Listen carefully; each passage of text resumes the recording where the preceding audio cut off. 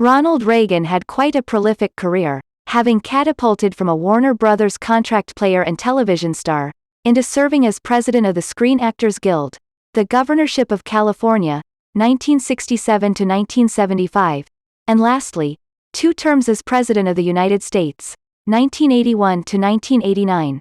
Ronald Wilson Reagan was born in Tampico, Illinois, to Nell Clyde Wilson and John Edward Jack Reagan, who was a salesman and storyteller. His father was of Irish descent, and his mother was of half Scottish and half English ancestry. A successful actor beginning in the 1930s, the young Reagan was a staunch admirer of President Franklin D. Roosevelt, even after he evolved into a Republican, and was a Democrat in the 1940s, a self-described hemophiliac liberal. He was elected president of the Screen Actors Guild in 1947 and served 5 years during the most tumultuous times to ever hit Hollywood. A committed anti-communist, Reagan not only fought more militantly activist movie industry unions that he and others felt had been infiltrated by communists, but had to deal with the investigation into Hollywood's politics launched by the House Un-American Activities Committee in 1947, an inquisition that lasted through the 1950s. The House Un-American Activities Committee investigations of Hollywood, which led to the jailing of the Hollywood 10 in the late 40s, sowed the seeds of the McCarthyism that racked Hollywood and America in the 1950s. In 1950, U.S. Representative Helen Gahagan Douglas, DCA, the wife of Dutch Reagan's friend Melvin Douglas, ran as a Democrat for the U.S. Senate and was opposed by the Republican nominee, the red-baiting congressman from Whittier, Richard Nixon. While Nixon did not go so far as to accuse Gahagan Douglas of being a communist herself, he did charge her with being soft on communism due to her opposition to the House Un-American Activities Committee. Nixon tarred her as a fellow traveler of communists, a pinko, who was pink right down to her underwear. Gahagan Douglas was defeated by the man she was the first to call Tricky Dicky, because of his unethical behavior and dirty campaign tactics. Reagan was on the Douglases' side during that campaign. The Douglases, like Reagan and such other prominent actors as Humphrey Bogart and Edward G. Robinson, were liberal Democrats, supporters of the late Franklin D. Roosevelt and his New Deal, a legacy that increasingly was under attack by the right after World War II. They were not fellow travelers. Melvin Douglas had actually been an active anti-communist and was someone the communists despised. Melvin Douglas, Robinson and Henry Fonda, a registered Republican, wound up gray-listed. They weren't explicitly blacklisted, they just weren't offered any work.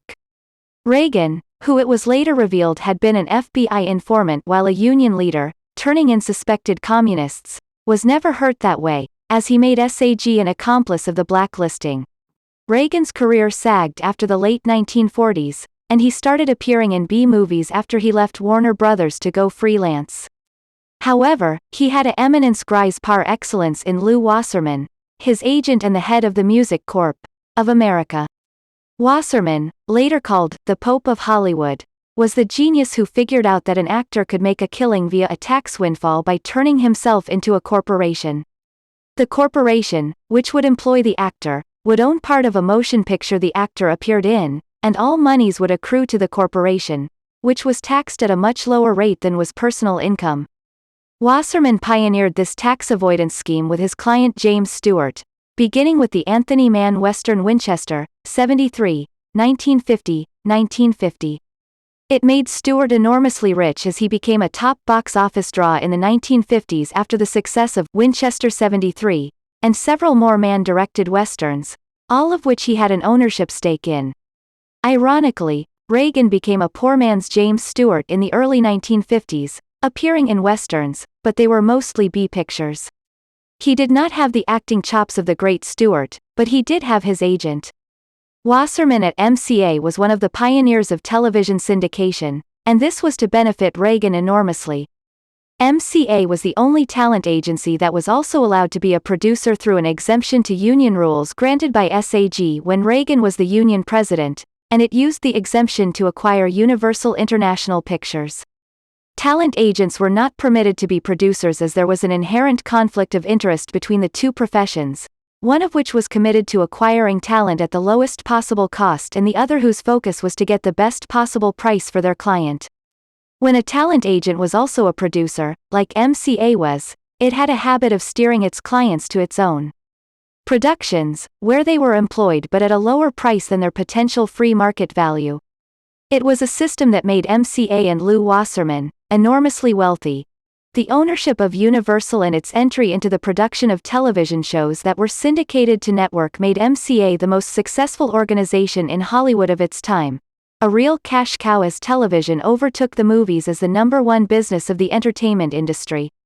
Wasserman repaid Ronald Reagan's largesse by structuring a deal by which he hosted and owned part of General Electric Theater, 1953, a Western omnibus showcase that ran from 1954 to 1961. It made Reagan very comfortable financially, though it did not make him rich. That came later. In 1960, with the election of the Democratic President John F. Kennedy, the black and gray lists went into eclipse. JFK appointed Helen Gahagan Douglas Treasurer of the United States.